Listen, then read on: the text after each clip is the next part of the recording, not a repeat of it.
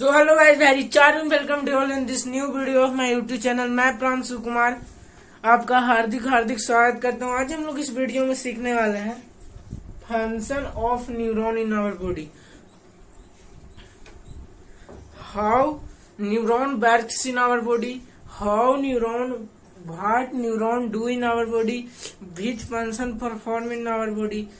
इसी क्वेश्चन के इर्द गिर्द, इसके अराउंड या फोर अराउंड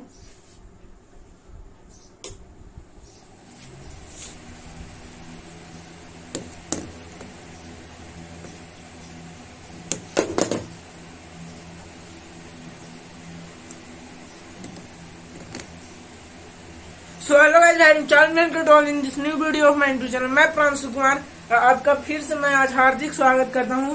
आज हम लोग इस वीडियो में सीखने वाले हैं फंक्शन ऑफ न्यूरॉन। देखिए, सबसे पहले आप ये समझिए कि न्यूरॉन होता क्या है। देखिए, न्यूरॉन अब जैसे में देखिए, ब्रेन है जो हमारा सीएनएस है, सेंट्रल नर्वोगेटिंग पॉइंट, मतलब जितना भी मैसेज यहाँ से अगर स्टिमुली मतलब समझ में आता है, जो भी हमारे इन्वायरमेंट में चेंज होता है उसे स्टिमुली बोलते हैं। ये अब जैसे हम किसी भी गर्म चाय को छुए तो हम उसे छोड़ते क्यों हैं? क्योंकि शरीर तो हमारा कोई मोबाइल फोन है नहीं कि सीधा फोन लगा दिया, सीधा कहें ये काम मत करो, नहीं। इसका एक प्रॉपर वर्किंग सिस्टम होता है। उसी वर्किंग सिस्टम का हेड पार्ट होता है हमारा ब्रेन। अब जैसे में हमें अगर फोन से किसी को कोई इन्फॉर्मेशन देना है तो हम फोन लगाएंगे। सबसे पहले ये फोन जाके हमारे नियरली बाई टावर से कनेक्ट होगा।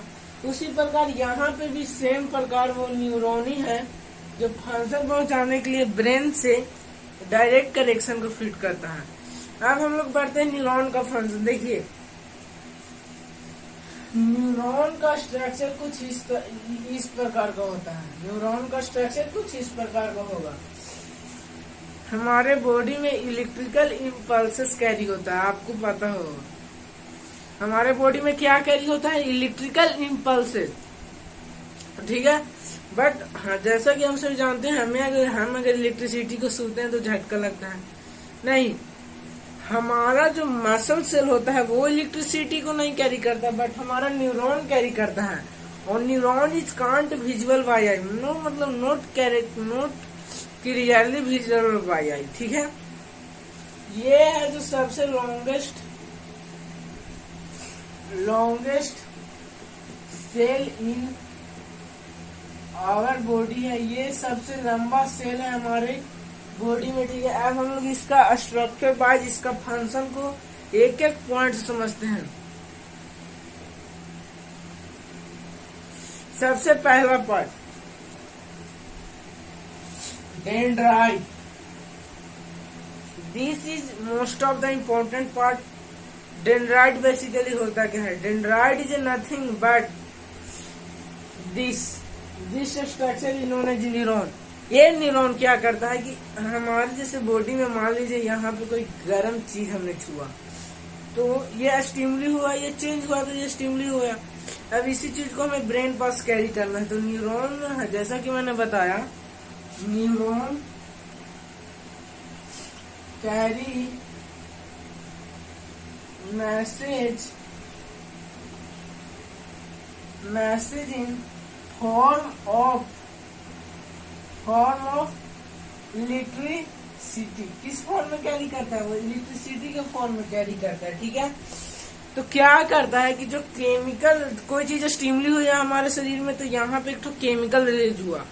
वो केमिकल, वो इंफॉर्मेशन केमिकल के फॉर्म में रिलीज होता है हमारे बॉडी के अंदर। किस फॉर्म में? केमिकल फॉर्म में। अब वो जितना भी इंफॉर्मेशन बेस्ड केमिकल होगा वो सब ये डेंड्रिस के टिप पे आएगा। कहाँ पे आएगा? टिप पे आएगा। और डेंड्रिस उस टिप पे आए केमिकल इंफॉर्मेशन को कन्वर्ट कर देगा in the form of chemical. तो इस फॉर्म में इन इलेक्ट्रिकल इम्पल्सेस। मैंने क्या बोला? हमारे बॉडी के बाहर स्टिमुली हुआ, हाँ या ना? उस इंफॉर्मेशन को हमारे शरीर में, उन इंफॉर्मेशन को केमिकल फॉर्म में कन्वर्ट किया। उसी केमिकल सबस्टांस को फिर ये डेंड्राइट ने उसे किस फॉर्म में कन्वर्ट कर दिया? इलेक्ट्रिकल इम्पल्सेस में। यहाँ पे भी सेम प्रोसेस, यहाँ पे भी सेम प्रोसेस, ठीक है। अब ये इलेक्ट्रिकल इम्पल्सेस डेंड्राइट के द्वारा कंसंट्रेट होकर हमारे सेल बॉडी के पास आ जाएगा। कहाँ पे आएगा? Cell body. सेल बॉडी का एक और नाम होता है हमारा, ये जिसको हम लोग सेल बॉडी बोल रहे हैं, ये जिसको हम लोग सेल बॉडी बोल रहे हैं, इसे हम लोग साइटोन भी बोलते हैं, ठीक है। अब यहाँ पे क्या होगा कि यहाँ पे डेंड्राइट से चारों ओर से आके यहाँ पे वो जो इलेक्ट्रिकल इम्पल्सेस में डेंड्राइट ने जो इन्फॉर्मेशन को कन्वर्ट किया था वो यहाँ पे आके कंसंट्रेट होगा। यहाँ पे इलेक्ट्रिकल इम्पल्सेस कंसंट्रेट हो गया। अब आगे जैसे जैसे बढ़ेंगे तो आपको एक टर्मिनल रोक रहा होगा। ये जो टर्मिनल आपको रोक रहा है, ये इतना लंबा पार्ट जो आपको ये दिख रहा है यहाँ से लेके यहाँ तक, इसको बोलते हैं एक्सॉन। एक्सॉन क्या करता है? एक्सॉन एक लंबा सा मतलब एरिया है न्यूरॉन में जो इलेक्ट्रिकल इम्पल्सेस को लेके चल जाता है किसके पास? यहाँ पे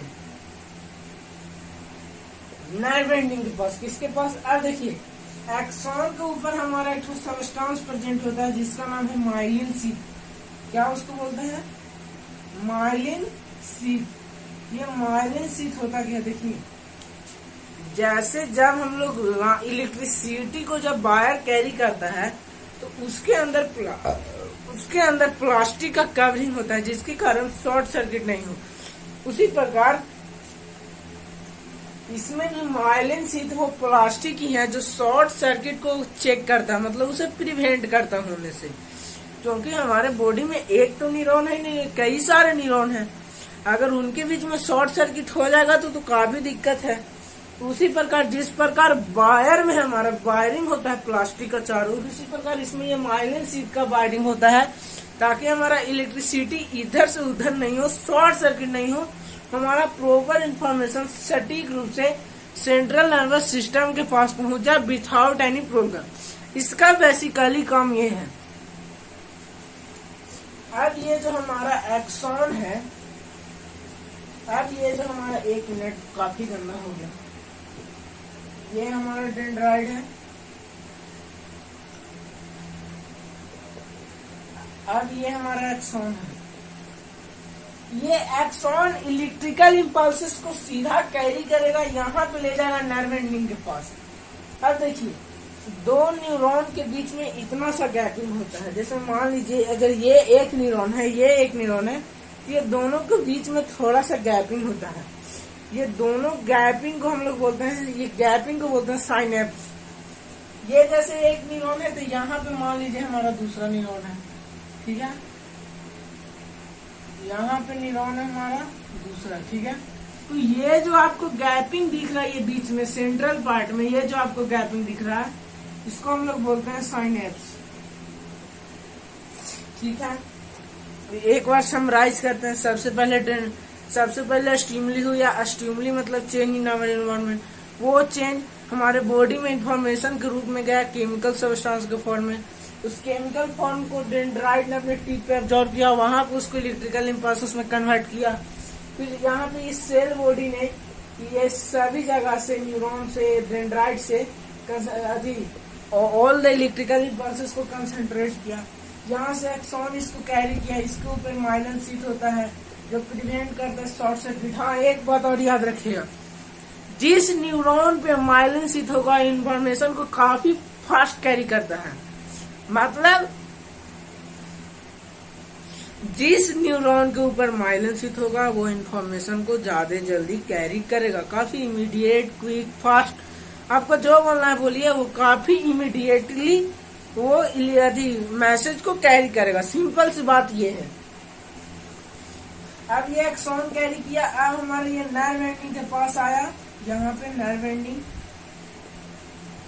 यहाँ पे हमारा नर्व एंडिंग के पास हमारा इंफॉर्मेशन आके कंसंट्रेट हो जाएगा। अब देखिए जैसा कि आप सभी जानते हैं कि बीच में अगर गैपिंग है दो न्यूरॉन के बीच में, तो मेरे बॉडी में कहीं पे कुछ भी गैपिंग नहीं। ये तो हम सिर्फ दो न्यूरॉन के एक शेप से देख रहे हैं कि हाँ यहाँ पे गैप है दो न्यूरॉन के बीच में, बट हम ब्लड को तो नेग्लेक्ट नहीं कर सकते हैं क्योंकि हमारे बॉडी के सारे पार्ट में ब्लड है।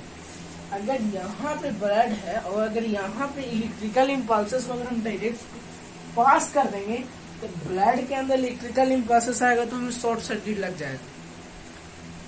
हमें अगर यहाँ पे ब्लड कुछ नहीं है, हम तो सिर्फ न्यूरॉन के केस में देख रहे हैं कि यहाँ पे गैपिंग है, बट यहाँ पे एग्जैक्टली ब्लड या मसल या कुछ भी अदर पार्ट होगा जो इलेक्ट्रिकल इम्पल्सेस को नहीं कैरी करता होगा, और अगर यहाँ पे इलेक्ट्रिकल इम्पल्सेस आ जाएगा तो हमें शॉर्ट सर्किट लग सकता है। ठीक है, तो इसी काम को ध्यान रखते हुए हमारा नर्व एंडिंग क्या करता है कि वो जो इलेक्ट्रिकल इम्पल्स को डेंड्राइट ने कन्वर्ट किया, एक्सॉन ने यहाँ पे पहुंचाया, उसको केमिकल अगेन उसको केमिकल सबस्टांस में कन्वर्ट कर देता है। किस सबस्टांस में कन्वर्ट कर देता है? केमिकल सबस्टांस में। केमिकल सबस्टांस में कन्वर्ट कर दिया। अगेन ये केमिकल सबस्टांस यहाँ पे ये जो केमिकल सबस्टांस कन्वर्ट हुआ, फिर ये यहाँ पे डेंड्राइट पे जाएगा, जैसा प्रोसेस यहाँ पे अगेन वो रिपीटेड होते जाएगा।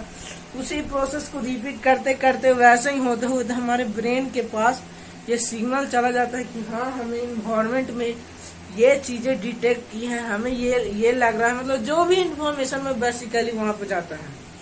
आई होप आप इसको अच्छे से समझे होंगे। Thank you.